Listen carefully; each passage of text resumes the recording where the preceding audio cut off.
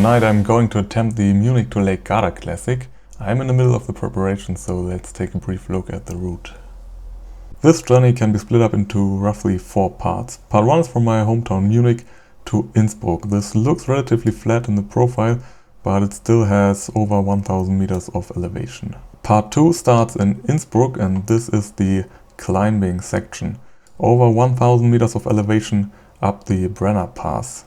Part 3 is almost 100 kilometers of descending from the Brenner Pass to Bolzano, and part 4 is the endless flat in the Etsch Valley from Bolzano to Lake Garda. In total 400 kilometers with almost 3,500 meters of elevation. With me I'm bringing my trusted Winspace T1550 first generation.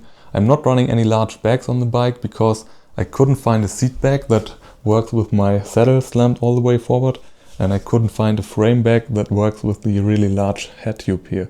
So I just added this tiny snack box where I cut off the front strap and the zipper handle because the rattling noise was driving me crazy. Other than that, I changed out the road pedals for mountain bike pedals so that I can walk a few meters should it be necessary, and to be honest, I don't really feel the difference in these shoes. For tires I'm running 33mm Contis in the back, tubeless of course, and 30mm in the front. Those are the largest tires you can fit in this bike without running into clearance issues, and they make this a really comfy bike. The only issue I see is the gearing. I'm running 50-37 in the front and 33 in the back, so not even a 1-to-1 gearing. This could be a problem in the Alps, but we will see. The seat bag is just my everyday training seat bag with a small pump, small multi-tool, one CO2 cartridge, and the Tubi cartridge I really like. Inside the Tubi cartridge I've put, besides the repair tool and the usual plugs, a chain lock and knife, a valve core and a valve core tool just in case. And to top it all off, wax chain fresh out of the ultrasonic cooker. So because I have no storage on the bike, I bought this Camelback Lobo backpack. And while I think it's a good backpack, it's not what I was expecting when ordering it. Because this thing is tiny. They advertise this as a helmet pouch, but there's no way a regular sized helmet is fitting in this backpack. Another problem are the extremely short straps. I think they made this for skinny endurance athletes because for me this chest strap, for example, is right on the limit, and on these hip straps I have only a few centimeters left for adjustment.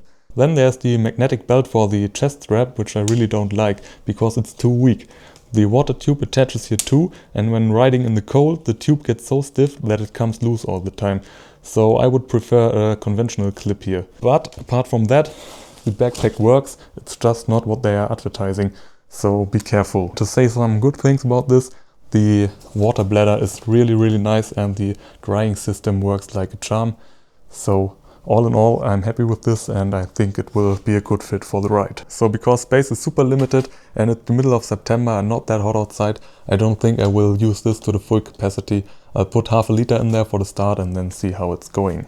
What else is going into the backpack? We have night glasses, sunglasses, microfiber cloth, wallet and a backup light that clips into the helmet.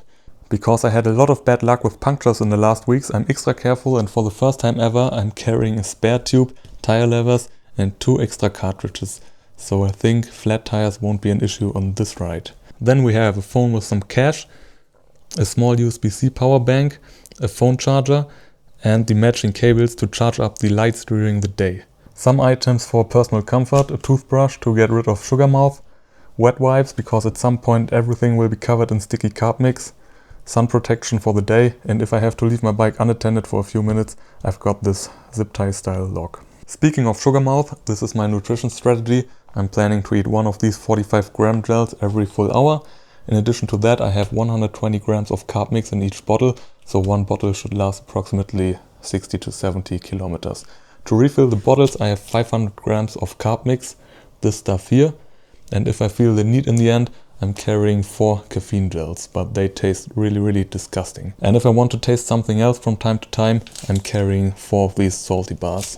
So in total I'm carrying 1.5 kilo of carbs, which amounts to 100 grams per hour if I'm riding really fast. All the gels fit perfectly into the so-called helmet pouch, and as you can see, the backpack is almost bursting and we don't have a single piece of clothing in there. So the plan is to eat lots of carbs during the night to free up space for clothing during the day. So that's my setup, and now it's time to catch some sleep. See you in the morning. Good morning. It's 1 a.m. I couldn't sleep, I guess I'm too excited, so I just decided to start my day a little bit earlier. For breakfast I'm having tea to wake up the body and a big chunk of rice pudding combined with probably the last bit of protein I will be having for a long time.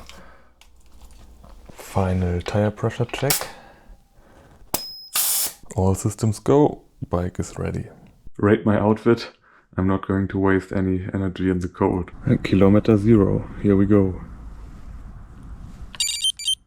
20 kilometers in, I made it out of the city with no problems, and look at that. I'm only the 4th person today crossing this bicycle counter. Kilometer 40 and the road is blocked, so already the mountain bike shoes come in handy, because I think there's a pedestrian path here where I can hike around it. Made it to the other side of the roadblock, and I wish I could show you the night sky. So far it has been absolutely amazing experience. First highlight coming up. I am approaching Silvenstein Reservoir. 80 kilometers in. I'm at Silvenstein before sunrise. Never done that before. Unfortunately, I'm in the middle of some clouds, so nothing to see here. I've never seen this place empty. A little bit spooky. Straight out of a movie.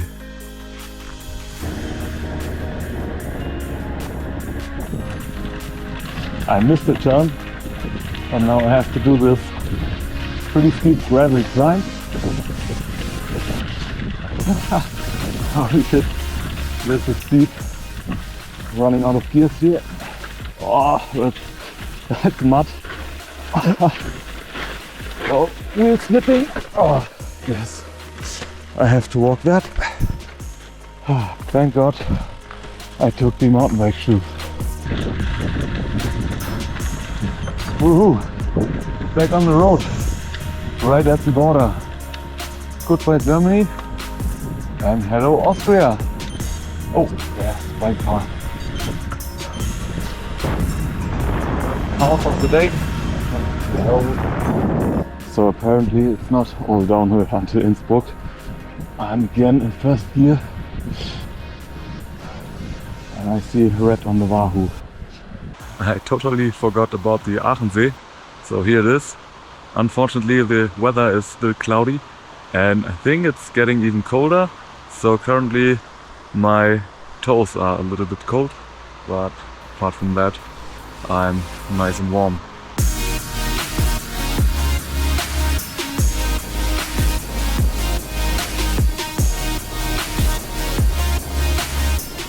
I can see a little bit of blue sky.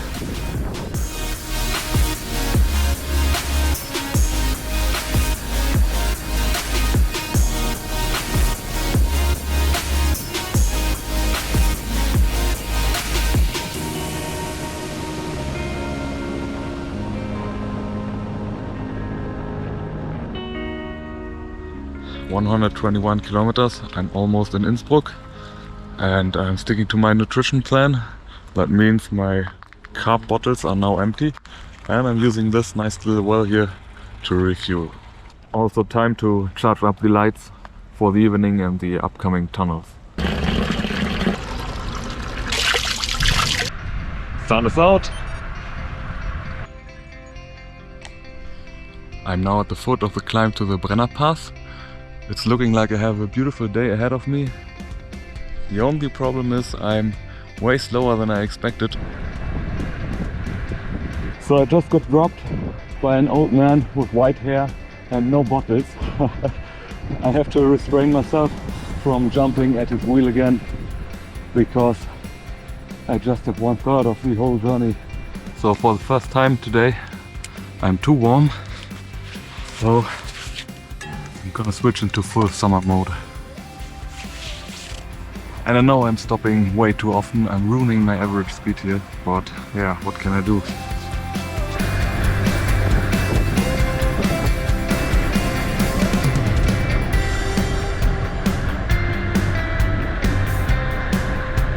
So again, beautiful descending into 12% climb.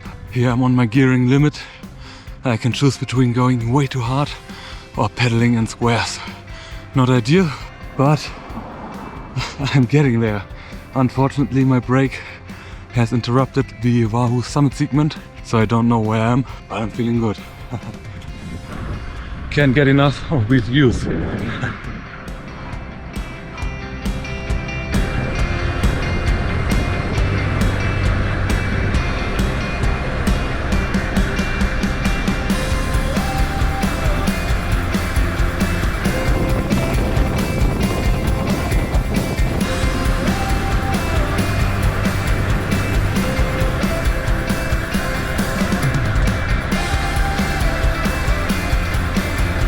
Now I'm passing the construction site of the new Brenner tunnel. It's an insane operation.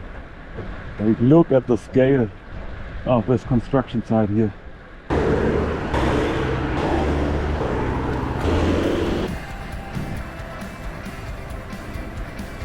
I think I'm very close to the top now, but this final ramp here on my Wahoo looks absolutely terrifying.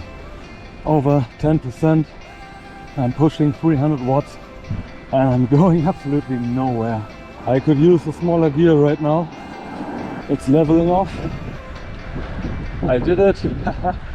And we are in Italy.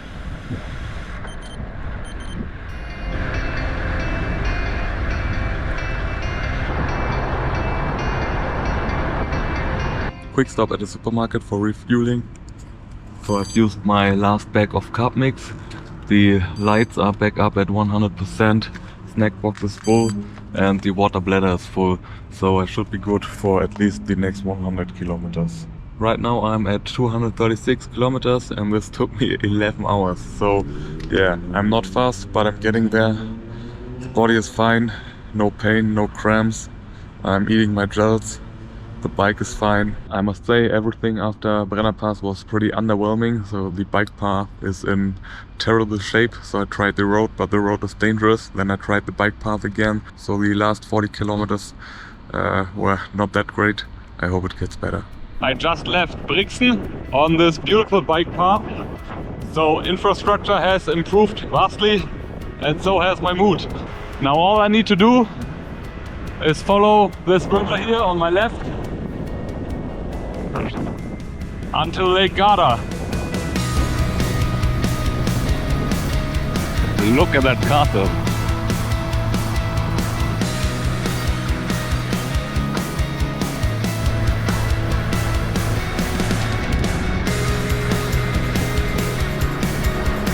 I'm still on that amazing bike path.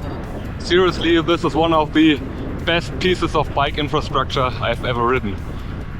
One thing I didn't consider was my Wahoo's battery dying this early. So unfortunately it cannot charge in the mount.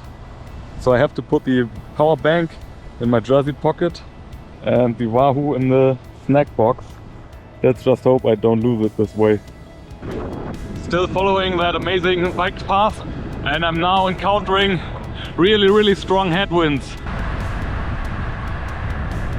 The headwinds are getting stronger and stronger. This could really ruin the last 100 kilometers. Right now it's still slightly downhill, but from Bozen on it's just flat. I don't want to think about that yet. Interestingly, I'm really hungry right now, and I'm not sure if I'm not fueling enough or if my body is just craving solid food. I'm sticking to the 100 grams of carbs per hour. That should be enough, right? For the low power I'm putting out.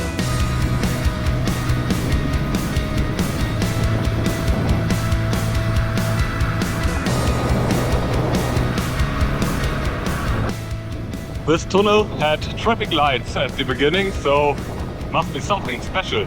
It for sure is way longer than the other tunnels.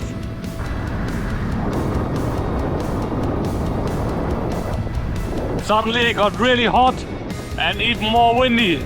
It's like riding into a hairdryer, but the views are still nice.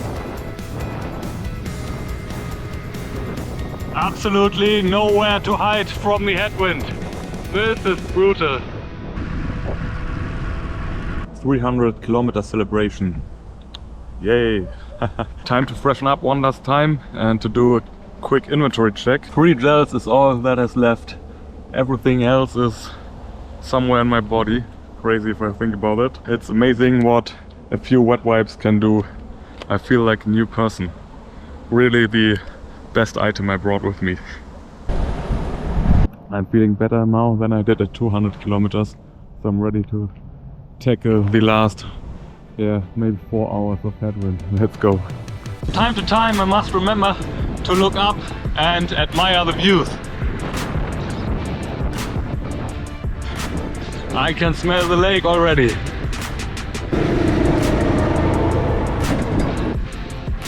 I'm getting blown off the road here. It's insane. Made it to Trient and finally a break from the headwind. 60 to go.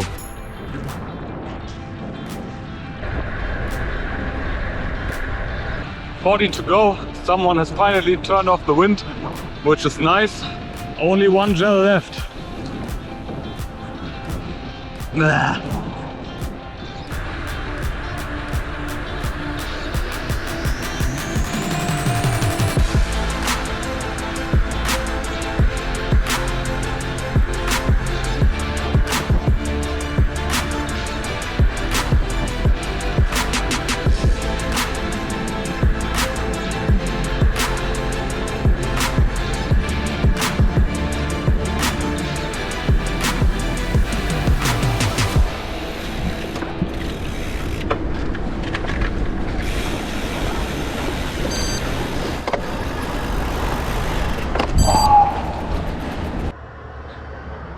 So I actually did it. I made it to the lake. Now the final task is to find some pizza because I'm starving. What a feeling. And there it is, 400 kilometers in exactly 18 hours.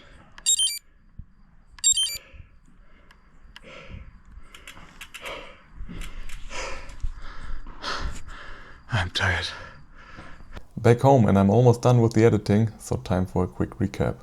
I made it to the lake without any issues and I even managed it in time to grab a piece of pizza, so I would say things went almost perfectly.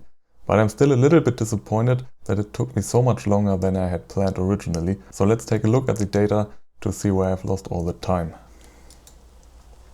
2 main issues stand out. First, my average speed was slow at just 25.8 km per hour, and second, I was spending too much time stopped. The first one is easy to explain. This was my first time riding such a long distance, so I was a bit too cautious with my power output. Even on the climbing section, I averaged only 190 watts, which is a weak performance at over 90 kilos. And in the end, where I was hurt badly by the headwinds, I averaged only 175 watts. And I think that's because I was under fueling. I had calculated with 16 hours, but since it took me almost 2 hours longer, I should have picked up some extra food along the way. The long time stopped was caused partly by vlogging and by searching for the GoPro after I dropped it in the woods. Then I had to fiddle around a lot with my backpack because of the limited storage space. Next time I would definitely add a frame bag for clothing. All in all, with the lessons I've learned, I think 16 hours is definitely possible. Maybe that's a challenge for next summer.